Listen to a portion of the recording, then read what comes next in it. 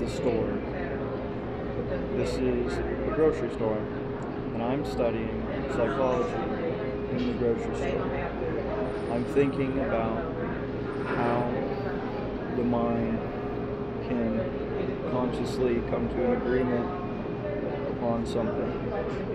How one individual can universally explain something in his subconscious, so therefore the other individual can understand the same thing on varying degrees in his subconscious.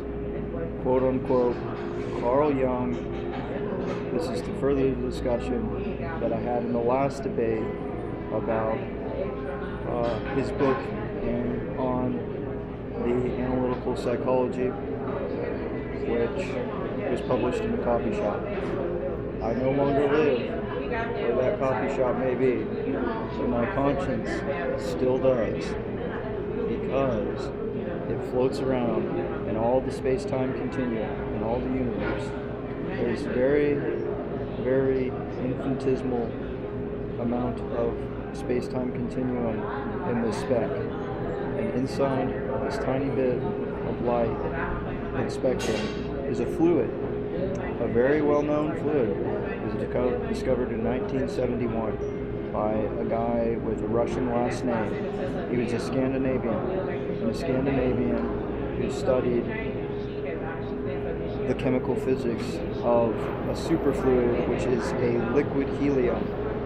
A liquid helium, which has universal consciousness all in one tiny little space, which can float from here to all of oblivion, and all of the multiverse in a matter of instant seconds.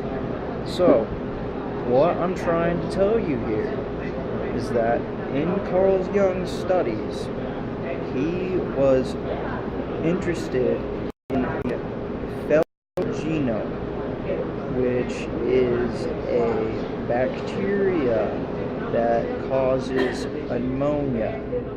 Phlegonium, or for example, an individual who has pneumonia, which is considered an autoimmune disease, which never leaves the body. I got mine in 4th grade. It's called different phylos or phelos or phemones. It's all the spectrum. And these people are allergic to a particular bacteria known as black mold, stachybotry, penicillin, amoxicillin. And when you get into contact, your left nostril closes up. You cannot breathe at all, and you're stuck, and you lose your life, and you die, and you hit your head, and whatever else. But anyways, that's what this discussion's about. He studied it back then in the 70s and 80s, and he wrote about it in an archetypal book about a man who discovered a dream. And so what is being said about these phelogenes, the phelogenes, Phlegene, phelogenome. These are, I guess, Americans, Europeans, they're South Americans, Africans, probably, a little bit. There's all kinds of different ones, and they're allergic to penicillin and amoxicillin. When there's a doctor who tries to diagnose the individual with this disease, the individual does not have it. It's the doctor who has it.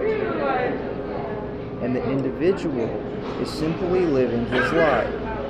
He has no other way of living it because he's allergic. And there's nothing he can do besides follow his dreams and make his reality awesome and great. So that's essentially it.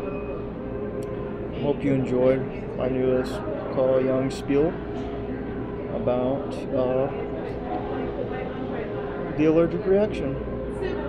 And if you know about this, if you can research this, I will support you with $10 million, and we will form a U.S. lawsuit against the drug companies, and we'll have suits, we'll have plane flights to wherever else, and I can provide you with this money via your delivery of your speech and your representatives representing